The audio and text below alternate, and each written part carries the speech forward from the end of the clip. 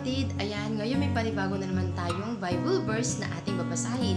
Kaya naman, kung ano ang inyong makukuhang aral sa ating babasahin, pwede po ninyo yan i-comment sa baba. Kaya naman itong ating babasahin ay makikita sa Hebreo 3 verse 12 hanggang 14. Ang sabi dito, mga kapatid, ingatan ninyong huwag magkaroon ang sinuman sa inyo ng pusong masama at walang pananampalataya na siyang maglalayo sa inyo sa Diyos. Sa halip, magpaalalahanan kayo araw-araw habang ang panahon ay matatawag pang ngayon upang walang sinumang madaya sa inyo ng kasalanan at sa gayoy maging matigas ang puso sapagkat tayong lahat ay kasama ni Kristo sa gawain kung mananatiling matatag hanggang sa wakas ang ating pananalig na ating ipinakita noong tayo'y unang sumampalataya. Amen. Ayan. Anong aral bang ating nakuha sa ating binasa? Kaya naman, sa akin po, ito ang aral ang aking nakuha.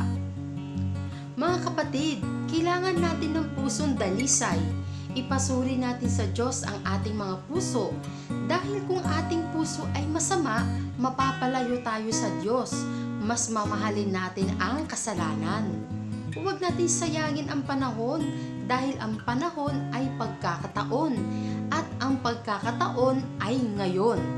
Paalalahanan natin ang isa't isa. Huwag nang bumalik sa kasalanan. Dahil baka tumigas pa ang ating mga puso na pinalambot na ng Diyos. Nung unang beses tayong sumampalataya ay sobrang init ng ating pakikipag-isa kay Jesus Christ. Hanggang ngayon, kasama natin siya. Naway ang ating nasimulan ay hanggang wakas ay huwag magbabago dahil ang nananatili kay Kristo hanggang wakas ay makakapiling niya. Amen.